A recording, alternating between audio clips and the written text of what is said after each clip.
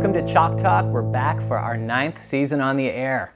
Chalk Talk premiered in 2009, back when I was doing sailgroove.org, and we're really excited to bring you another season here. U.S. Sailing has been on board since season 3, and I hope the entire college sailing community is grateful. We're so psyched to have them back again, supporting us as our title sponsor for another season. This year, we also have, for the first time ever, a supporting sponsor, Zim Sailing, supporting Chalk Talk this year, and I hope everybody also supports them as well. Check them out at zimsailing.com. I'm thrilled to be back for my second season of Chalk Talk as well, and sorry to report that I broke my microphone in the Chalk Talk off season, and so if I sound a little funny, my apologies. I also have the sniffles this morning, so bear with me. So we're going to make a few changes to the Chalk Talk layout this season. Rather than reporting on all the scores during these awesome Thursday episodes, we're going to leave that to you guys. You guys probably have the time to check them out on TechScore over the weekend. You're following anyway. So we're just going to report the scores in our official Monday morning recap each Monday morning, and we're going to leave these Thursday episodes to more fun stuff. So what does that leave us with? Well, a whole bunch more analysis and debate about the goings-on in college sailing, as well as some new segments we've come up with. For one thing, we are going to start doing the Stud of the Week, the top performer in college sailing, whether that be a sailor, a coach, a PRO. We're going to put 3 finalists to you every Monday on our Monday morning update and let you, the audience, decide who the Stud of the Week will be. We're also going to introduce the photo assignment. This is where we want to see funny pictures from your various regatta experiences. This week we want to see a travel photo. So if you're in the van on the way to a regatta and one of your buddies passes out in the back seat and starts drooling all over themselves, we want to see it. We're going to air them on Chalk Talk. Put us in your phone right now, chalktalk@chrisloveproductions.com. Oh yeah, one more thing. We've got a new host. Katie Nastro graduated from Boston College, a rock star women's crew, and you actually may have seen her a few years ago. She had a cameo appearance as a guest host on this show. It was good practice for everyone all around, so we did what we could. All right, there you have it. Also notable, Zeke Horowitz tries to top his former teammate Juan May. Welcome back, Katie Nastro. I'm Jane Mackey, and it's great to be back for the 3rd time as a host of Chalk Talk. Really excited about the season. You won't actually see me for the rest of the episode. As you can see, I'm a little bit busy today, but you will see me throughout the rest of the season. So we're looking forward to it. It's great to be back, and I'm leaving you in capable hands today. So we start the year off right with the Harry Anderson at Yale. What did we learn here, guys? The first interconference of the school year. Well, I think we learned that Graham Landy is still a pretty quick little dinghy sailor. A really nice performance there, winning A Division, and good to see. He kind of fell off the pace a little bit last year towards the end. And good to see he kind of puts Raul Rios in his place, the young blood there, who had a great freshman year.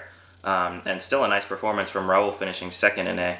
Deirdre Lambert, last year's College Women's Sailor of the Year from Dartmouth, steps into the co-eds and does a pretty nice job here, beating out the likes of McDonald, Zonnenberg, Ruiz Ramon, Liberty, and then we also saw Marlena Fowler in B Division, beating out some pretty good sailors such as Pearson Potts and Will Bailey.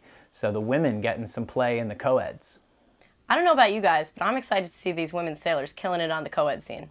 I hope Mary Hall comes back with a really strong finish. I know she gave a really good performance last year, so she's a junior now. She's an upperclassman, so she's got the full year ahead to just kill it. St. Mary's had an interesting go. Alex Curtis had a really nice performance in B Division. He did quite a bit of sailing. He was working up in the Larchmont area this summer and got to do some dinghy sailing, some shield sailing, so he kept busy, and it's good to see he's got the ball rolling in his sophomore year. Can't really say the same for Ian Liberty, who did not have a very overwhelming performance in A Division, kind of way off the pace there, and that can be a really tough spot to be in when you work so hard for many years, and now it's kind of your turn to take over the reins for your squad, and have a tough start to the fall can be really hard. I certainly was there. They've got a deep team in St. Mary's now too, so the pressure's really on those guys. Well, Zeke, it's all about how you handle that pressure. You know, this first regatta of the season, the results really don't matter. You know, some people coming back with a lot of summer sailing practice, and some people just coming back from a summer of work, trying to shake off the rust. Not surprised here to see Yale taking the win, but how about Harvard picking up a 2nd place finish early on the season? They didn't have a great spring, but they come back and really come out with a bang in the fall. B division, Michael Drum, an impressive showing. You know, these Drum twins could be the tandem wild card this year. I don't know.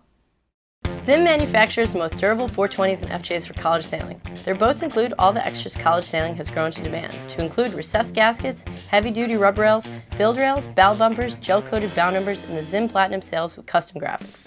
In addition to great boats, Zim will outfit your team with gear from ICSA partners Gill and Sperry. You can order parts and gear online at zimsailing.com. Discount code ICSAF13 to save 20%.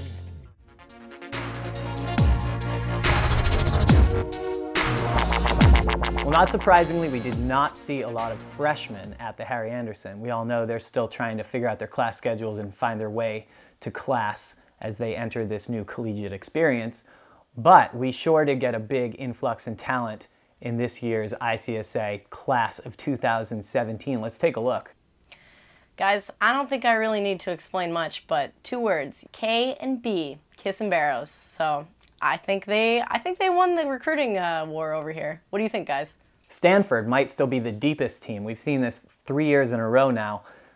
Stanford picking up 11 freshmen they're supporting. If you've ever watched any of my coverage of like the U.S. Sailing Summer Championships, you recognize these guys from the interviews where they're wearing the yellow jersey at the end. Stanford, probably the biggest winner in terms of the number of rock star sailors.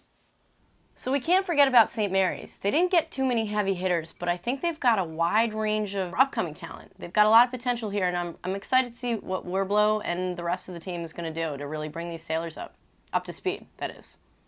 Another team to look at was last year's Women's National Championship, the Dartmouth Big Green. They lose Molly Wilson, Chandler Salisbury, and Maddie Gamble from their ladies team, but they still have that Women's College Sailor of the Year, Deirdre Lambert.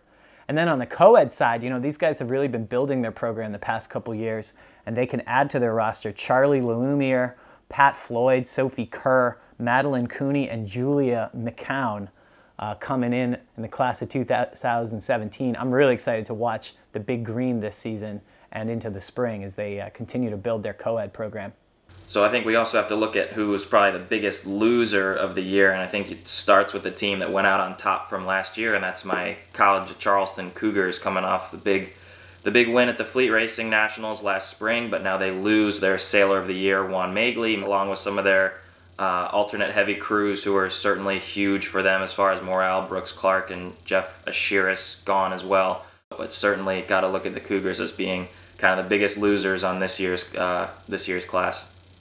All right. Think what you may, but in terms of best team in the country, on paper, who do you guys think it is? Good question, Katie. I'm glad you asked. I think that it comes down to a couple different factors to decide who's the best team in the country, but either way, I think you've got to look at either Yale or Stanford.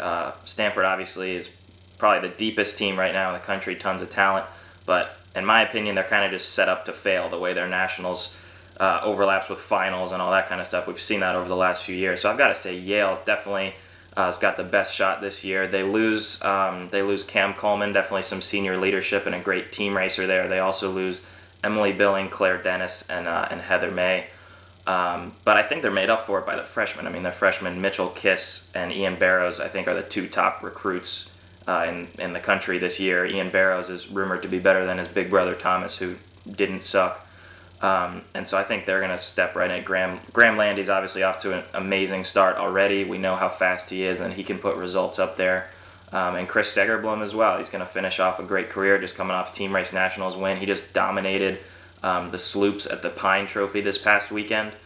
So I think just all around depth at Nationals, they're going to be great. Their women's team does lose Emily and Claire, but they've got Marlena and Morgan still there, who are arguably better than Claire and Emily were last year anyway. So I've got to go with Yale.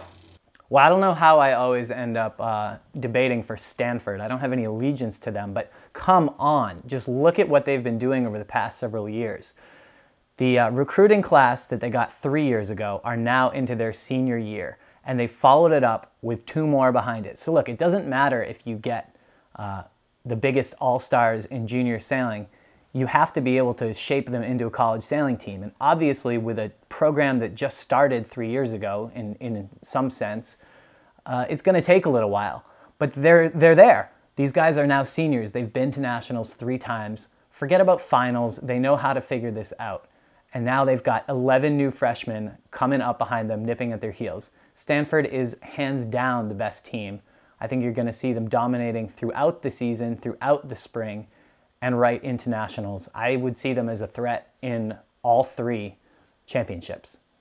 Chris, how could you say that you see them as a threat in the nationals? I mean, didn't they break your heart last year after all you were talking about them all year, how much they were going to dominate, and they did dominate the regular season, and that's really, really great, and maybe that makes them the best team, but I've got to say, you got to show up when it matters, and Stanford just isn't able to do that, it seems, ever. As I mentioned before, I think they're just set up for failure when it comes to national championships. They've got to travel the furthest, they're all jet lagged, it's a really hard school, I hear, and they're in their finals. They go back to school after nationals very often, and it's just not going to happen. All right, yes, they were disappointing last year. They finished 6th, although it was at the most competitive team race nationals I think I've ever seen. And then they got 6th at co-ed as well. But you know what? They didn't have any senior leadership. Those guys are seniors now. This year, let's see, what have they lost from their roster? Rebecca King and Katie Ricklin. Hey, 2 big influential crews, but look, we've got 14 people coming up behind them to take their place, and we've got 11 new freshmen coming in at least, not to mention the practice squad, which is probably the best in ICSA. And again, I'm not trying to take anything away from Stanford. They're obviously an incredibly talented and well-coached team, and it's not their fault the way the schedule is set up and the way that they have to travel so far, but come on, they're not set up to compete against a team with the talent that Yale has. I think Stanford's got them in depth, but Yale's got them in talent, hands down, and we'll see at the big dance, which I think defines the best team in sailing, right? All right. Nationals is a long ways away. We've got a lot of time, a lot of regattas. Nobody get their panties in a bundle, all right? We're just going to have to watch out and see which team performs the best over the year, all right? So, we also need help this year covering regattas. Not only do we need photos, but any help you guys can give us with information would be really helpful. Here's some great ones, actually, from Tufts coach Ken Legler, who's the PRO at Penobscot Bay Open, where Vermont and Conn College actually earned berths in the Denmark. Add us to your address book now, and you can shoot an email over your phone right from the event. Go to chalktalk@chrisloveproductions.com. We'll also gladly accept professional photos and videos anytime before Wednesday night each week.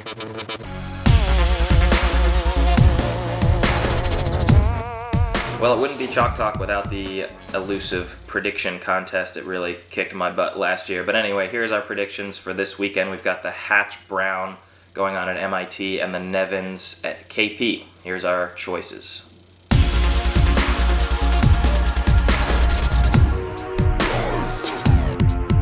That's all for this week. Be sure to check out the regattas this weekend on TechScore and see us Monday morning for our Chalk Talk Monday morning update and the nominees for next week's College Stud of the Week.